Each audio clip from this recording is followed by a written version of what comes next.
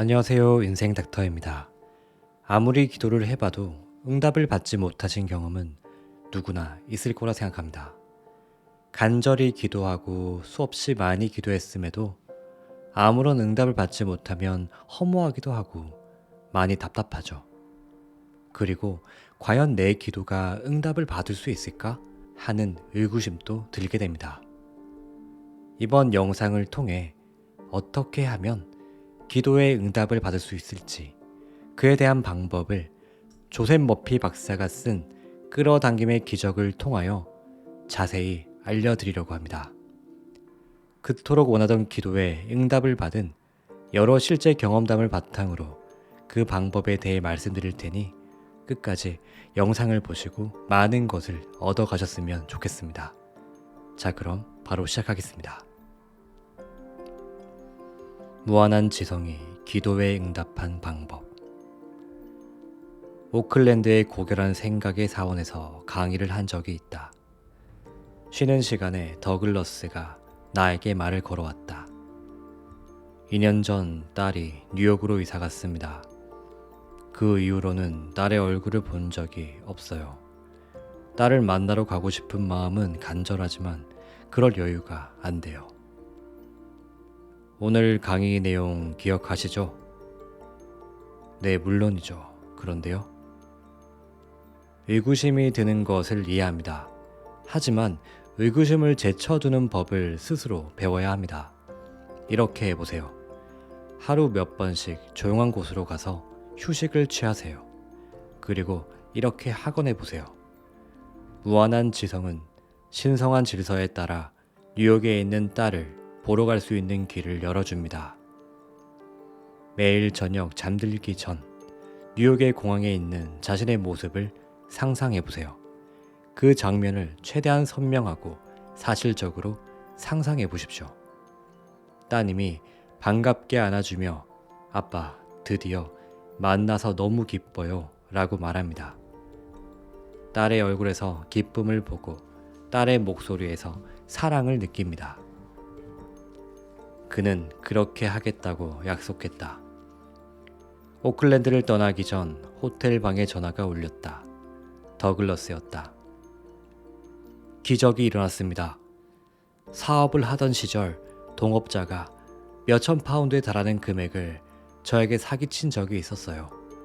오늘 시드니에서 어떤 변호사가 편지를 보냈는데 그 동업자가 지난달에 세상을 떴고 저에게 5천 파운드를 주라고 유언을 남겼다고 합니다. 저는 바로 뉴욕행 항공편을 예약했습니다. 무한한 지성은 지혜가 충만하다. 내 요청에 언제나 응답을 주고 반응한다. 잠재의식의 힘은 너무 깊어서 헤아리기 어렵다.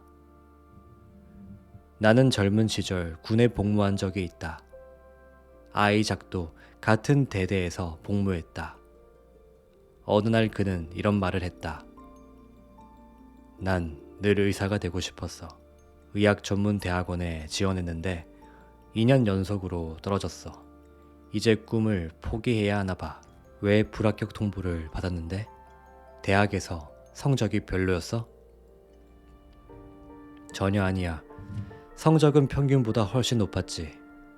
교수님들도 추천서를 잘 써주신 걸로 알고 있어. 나는 순전히 인종적인 편견 탓이라고 확신해. 그 의학 전문 대학원에서는 이미 같은 인종 출신이 많아서 나를 떨어뜨린 걸 거야.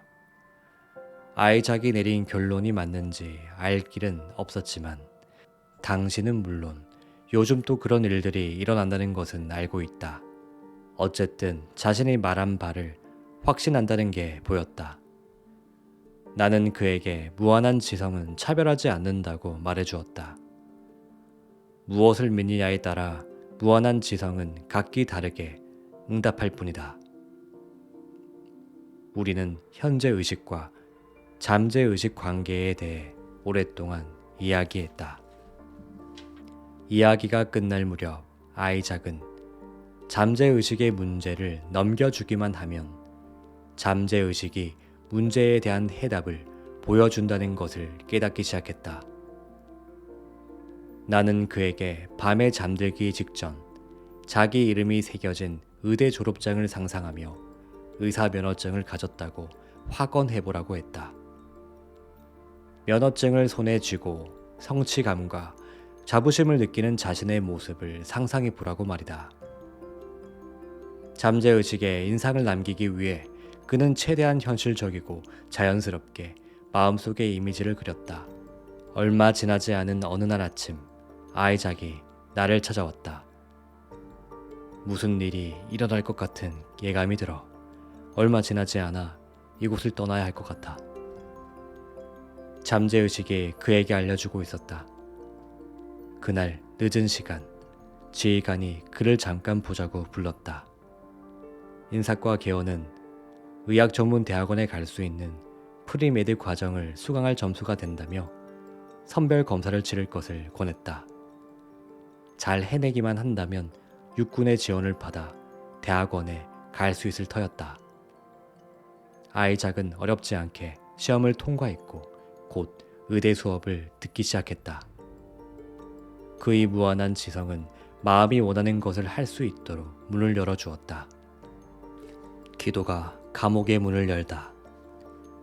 뉴욕 북부에 수감된 고든을 가족의 요청으로 만난 적이 있다. 이제 풀려난다고 말해주러 온 건가요? 그가 물었고 나는 아니라고 말했다. 그게 아니라면 왜 오신 거죠? 지금 처하신 상황을 편하게 느끼도록 도움을 주기 위해 왔습니다. 고든은 버럭 화를 냈다. 세상에 그만 좀 하시죠. 제 상황이요? 저는 제가 저지르지도 않은 일로 앞으로는 5년은 감옥에 갇혀 있을 거예요.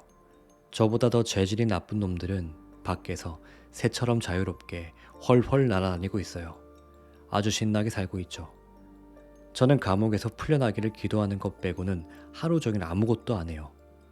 근데 제 상황을 편안하게 느꼈으면 좋겠다고요? 제정신이 아니시군요. 고든은 자기가 저지르지 않은 범죄로 감옥에 간 것에 화가 나 있었다. 하지만 이야기를 나누면서 그는 체포되기 전에도 사회와 황금률에 맞서 쓸쓸한 싸움을 하고 있었다고 순순히 인정했다. 수감되기 훨씬 전부터 이미 감옥에 있었군요. 스스로 내면의 감옥을 지은 거예요. 증오와 질투라는 정신적 감옥이요.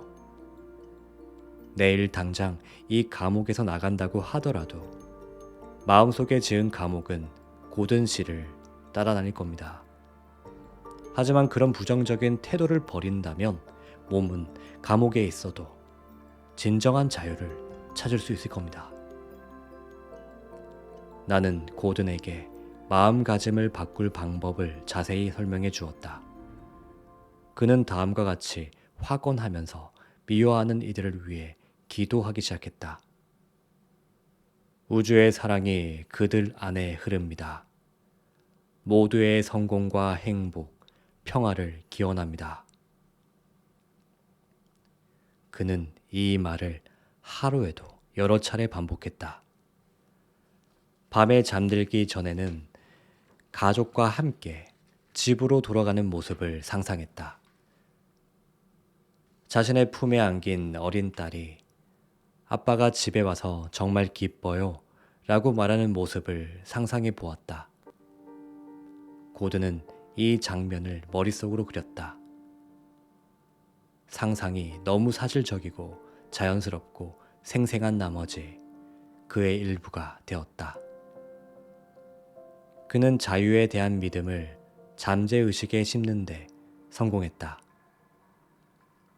확언을 계속하던 그는 더 이상 자유를 위한 기도가 필요가 없음을 느꼈다. 이는 그가 자유를 향한 열망을 주관적으로 구현했다는 확실한 심리적인 징표였다. 그는 평화로웠다. 감옥에 갇혀 있었지만 그는 자유롭다는 주관적인 느낌을 받았다. 내면의 깨달음이었다. 주관적으로 자신의 욕망을 실현하니 더는 기도해야겠다는 마음이 강하게 들지 않았다. 몇 달 후 나는 고든이 감옥에서 풀려났다는 소식을 들었다. 고든을 끝까지 믿었던 친구들이 무죄를 증명할 새로운 증거를 발견했기 때문이다. 새로운 삶의 문이 열린 것이다. 기도는 인생을 바꾼다. 20년 전 영국에서 어떤 남성과 오랫동안 이야기를 나눈 적이 있다. 그는 다른 남성을 해친 적이 있다고 고백했다. 흑백 논리로 판단할 만한 상황이 아니었다. 자신을 방어했다고 생각했지만 결과적으로 한 사람은 크게 다쳤다. 그는 자신을 변화시켜 정신적, 영적으로 다시 태어나기를 간절히 원했다. 면담이 끝날 때쯤 나는 그를 위해 특별한 기도문을 써주었고 매일 15분에서 20분 동안 기도하라고 했다. 그는 차분하고 조용하게 사랑을 담아 평화, 아름다움, 영광, 기쁨이 마음과 정신에 흐르면서 그의 몸과 마음을 깨끗이 씻고 정화하며 영혼을 치유하고 회복시킨다고 주장했으며 감각으로 느꼈다. 규칙적으로 기도했더니 우주의 섭리가 점차 그의 안에서 되살아났다. 몇 달 후 그가 말해주었다. 어느 날 몸과 마음 그리고 자기가 있던 방이 눈부시게 빛났다고 했다. 사도 바울처럼 그는 잠시 빛의 눈이 멀었다. 자신이 기억할 수 있는 것은 온 세상이 자기 안에 있다는 충만함과 우주의 사랑이 주는 황홀함에 푹 빠져 있었다는 것이다. 그 느낌은 말로 표현할 수 없을 정도였다. 영원할 것 같은 순간이었다. 그는 정말로 변했다. 우주의 사랑을 마음과 정신으로 경험하고 표현했다. 나중에 나는 그가 다른 사람들에게 살아가는 법을 가르치고 있다는 소식을 들었다. 지금도 어딘가에서 인생의 진리를 설파하리라고 믿는다. 아서가 상담을 받으러 나를 찾아왔다. 일자리를 구할 수 없을 것 같아요. 제 잘못이라고 하는 사람도 있을 거예요. 그런데 정말 일을 할 수가 없습니다. 출근해야 한다는 마음이 들지 않아요. 너무 세속적인 일인데다 저랑은 상관없는 일이에요. 제 마음은 더 높은 곳을 바라보고 있거든요. 무슨 뜻인가요? 내가 물었다. 중요한 건 죽은 뒤 천국에 가는 것이고 그 외의 다른 일들은 사소하잖아요. 그렇죠? 꼭 그렇지만은 않아요. 천국은 다른 말로 하면 마음의 평화입니다. 우주의 의식이라는 틀 안에서 육체적 죽음이란 건 없습니다.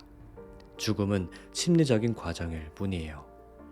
무지와 두려움, 미신, 게으름으로 영적인 능력을 발휘하지 못하는 것만이 세상에 유일하게 존재하는 진정한 죽음이죠. 말씀을 들어보니 정말 죽을 위험에 처해 있군요. 그는 잔뜩 겁에 질려 애원했다. 어떻게 해야 할까요? 말씀해 주세요. 인생에서 신념과 열의, 열정, 자신감을 되살리기 위해 노력하세요. 내 제안에 따라 아서는 자신의 본연의 모습을 표현할 수 있도록 인도하고 정신적, 영적, 재정적으로 번영해달라고 무한한 지성에게 기도하기 시작했다. 차츰 그는 새로운 관심사에 눈을 뜨고 삶의 짜릿함을 알아가기 시작했다. 그리고 이래도 이 법칙을 열정적으로 적용했다. 그는 곧 취업에 성공했을 뿐만 아니라 높은 자리로 승진했다. 새로운 마음가짐이 인생을 180도 바꿔놓았다. 그는 자신의 인생이 놀라울 만큼 변했다며 나에게 이렇게 말했다. 천국에 갈 수 있을지 곰곰이 생각해 보지 않아도 되는 거였네요. 지금 천국에 살고 있으니까요. 기도는 언제나 해결책이다. 기도는 내가 이루고자 하는 바를 우주적인 힘의 방향으로 돌리는 것이다. 기도를 하면 무한한 지성이 응답한다. 우주의 섭리와 함께라면 모든 것이 가능하다. 무한한 지성은 전지전능하고 반대를 모른다. 우주의 사랑과 평화가 나의 가슴 속에 스며들게 하라. 그러면 과거의 일들이 지워질 것이며 기억나지 않을 것이다. 태도가 변하면 인생 전체가 변한다. 그리고 나의 세상 전체는 마음을 지배하는 확신의 이미지와 비슷하게 마법처럼 변한다. 기도할 때 드는 의구심과 두려움을 무시하라. 무한한 지성은 문제를 해결하는 방법을 알고 내가 원하는 바를 성취하는 노하우를 가지고 있다. 창조적 지성, 즉 모든 사람 안에 거하는 우주적인 힘은 사람을 차별하지 않는다. 어떤 믿음을 가지느냐에 따라 무한한 지성은 그 믿음에 응답을 준다. 내가 증오와 질투, 복수라는 심리적 감옥에 갇혀 있을 때 기도는 감옥의 문을 연다. 항상 방법은 있다. 마음의 수레바퀴를 차분하게 하고 우주의 섭리가 해답을 알고 있다는 걸 인지하라. 무한한 지성이 답을 알고 있으니 나도 답을 알게 될 것이다.